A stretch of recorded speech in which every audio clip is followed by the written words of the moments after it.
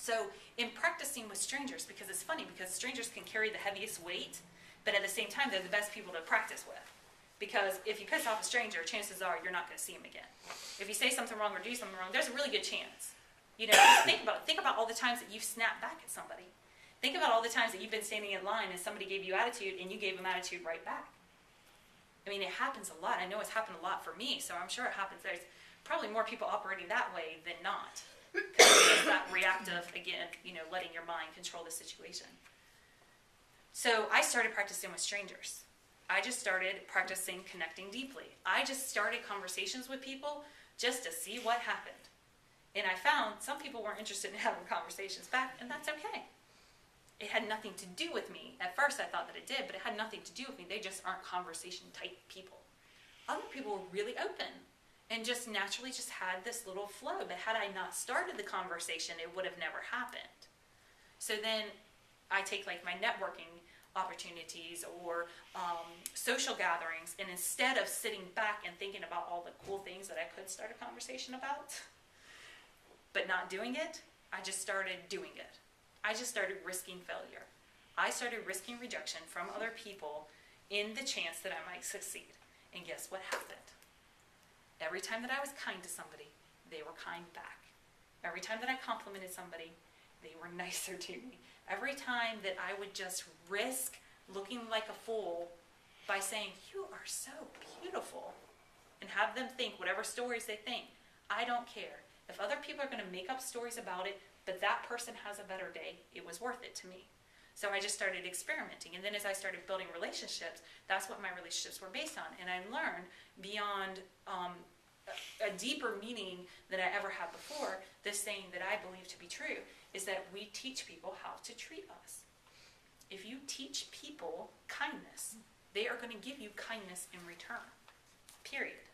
And if they don't give you kindness in return, don't make up a story about why. It has nothing to do with you. It's none of your business. It is not your job to be the world police or the person who decides who gets love and who doesn't get love.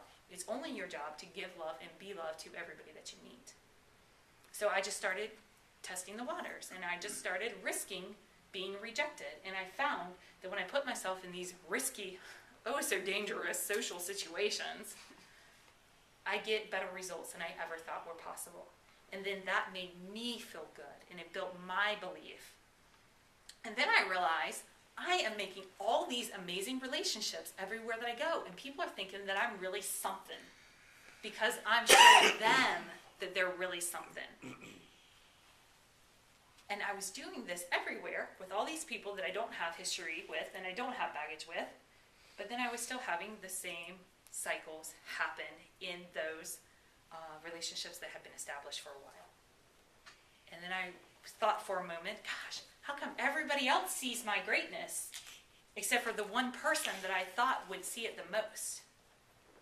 And then I had to realize, what am I doing in these relationships that I'm not doing in this one? In these relationships, I'm giving the benefit of the doubt that the person can do no wrong. In this relationship, I'm expecting him to behave the way that I want him to behave.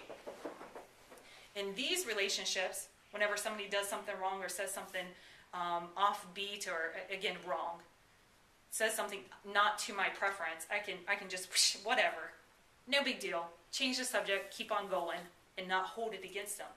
This one, I hold everything against them. This one, I'm creating the magic. This one, I'm creating suffering. So how can I take the things that I'm doing in these relationships and apply it into my lasting ones? And that's what I started doing. These relationships work well because I'm constantly seeking for why that person is great. So in this relationship, I'm going to start looking for all the reasons why he's great.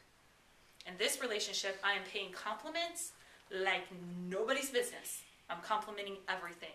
If I see something that I like, I tell you. If you say something that's smart, I tell you.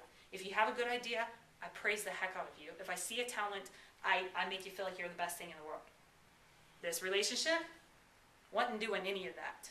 So I just had to start taking those same things and applying them into my relationships.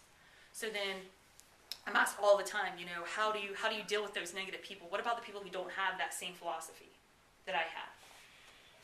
I want people to behave to my preferences because it makes my life really easy.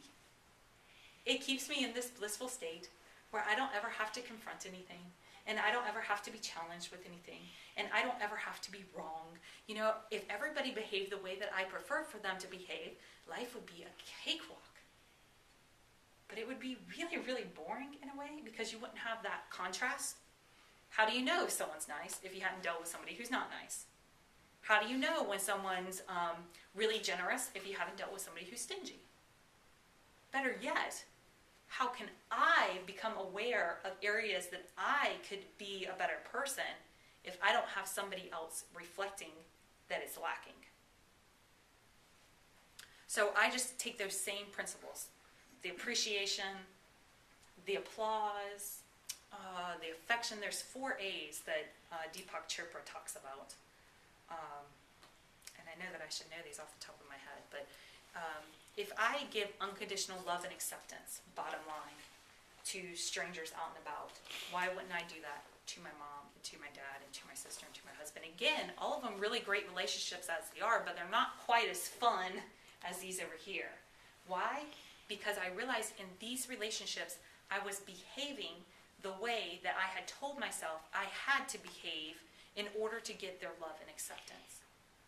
And I was also putting conditions around what behaviors would receive my love and acceptance in return. And because they were in place for so long and they were developed subconsciously, it was harder for me to see them. It's like you can't see the forest because of all the trees. It's a lot easier to see where other people are screwing up in their life than where you're screwing up in your own. At least it is for me. It's a lot easier for me to see where somebody's being unfair and unjust and prejudiced and judgmental than it is for me to see it. Because again, to me, it's common sense to me, or else I wouldn't do it.